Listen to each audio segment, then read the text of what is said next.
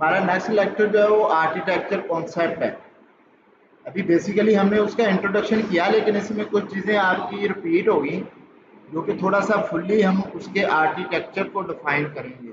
ठीक है, तो आर्किटेक्चर का मतलब है कि उसके अंदर कौन सी चीज़ें हैं, फोल्डर कौन से हैं, उनका क्या काम है, किस तरह यूज़ होता है।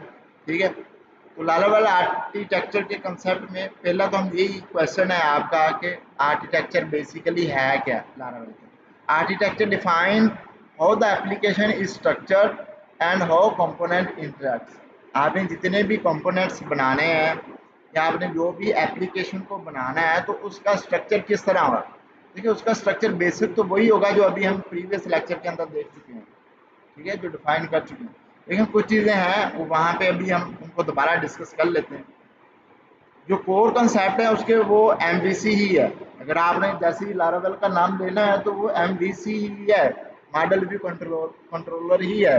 लेकिन आगे उसको आपने किस तरह करना है, अभी उसको थोड़ा सा पढ़ेंगे, रीड करेंगे, फिर जाके जब हमने लारावेल को सीखा था तो तब हमें भी यूट्यूब की जरूरत पड़ती थी। ठीक है, तो किसी ना किसी जगह से तो आपने सीखना ही है, फिर ही पता चलेगा कि लारावेल एक्चुअल में है क्या चीज़, उसकी वर्किंग कैसे है, फिर आप आगे उसके ऊपर वर्किंग कर सकेंगे। Laravel is based on MVC model view controller pattern, जो कि हम ऑलरेडी पढ़ चुके हैं लास्ट लेक्चर के अंदर। मॉडल बनते हैं जो कि हैंडल डाटाबेस एंड लॉजिक्स करते हैं, कम्युनिकेशन करते हैं किसके साथ, डाटाबेस के साथ। और यूजर एक्विपमेंट ओआरएम सिस्टम होता है इसके अंदर। ठीक है, एग्जाम्पल के तौर पे आप यूजर क्या लें, प्रोडक्ट क्या लें उसको। सेकंड होता है व्यू, कि आपने उसका व्यू करना है जो भी आपने बनाया है। अगर आपने कोई टेबल जनरेट किए हैं, आपने कोई डाटा स्टोर करवाया है, ठीक है, आप कोई इमेजेस वगैरह कर रही हैं या आप कोई फंक्शनैलिटी परफॉर्म कर रहे हैं फ्रंट एंड पे, तो उसके लिए आपको व्यू की जरूरत पड़ी है। तो व्यू के लिए कंट्रोलर का आप इस्तेमाल करते हुए व्यू को सीन कर सकते हैं।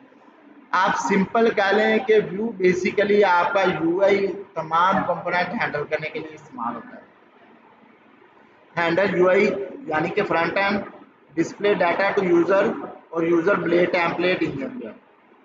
इसमें जितने भी आपके HTML के पेजेस हैं जो अभी तक आप उन पेजेस को बनाते आए हैं, वही पेजेस यहाँ पे आगे आपने बनाने हैं। जस्ट क्या है, थोड़ा सा डिफरेंस होगा, हमने उसको लारावेल के हिसाब से लेके चलना है। हमने वही टैग इस्तेमाल करने हैं, वही CSS इस्तेमाल करनी है।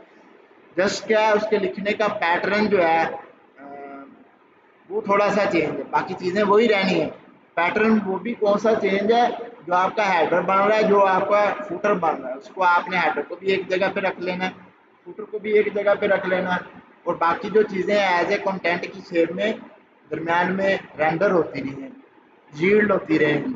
ठीक है, तो नेक्स्ट हम चलते हैं कंट्रोलर की तरफ। एक्चुअल में जहाँ पे आपकी लॉजिक परफॉर्म होनी है वो कंट्रोलर है। तो कंट्रोलर क्या करता है, handle application logics, connect model and view. देखिए, जब उसने लॉजिक को हैंडल करना है तो जाहिर सी बात है फ्रंट एंड को और बैक एंड में जो डाटाबेस है उसको जब तक इंटरेक्ट नहीं करेगा, कोई भी अपनी जो चीज़ है उसको परफॉर्म नहीं कर सकता।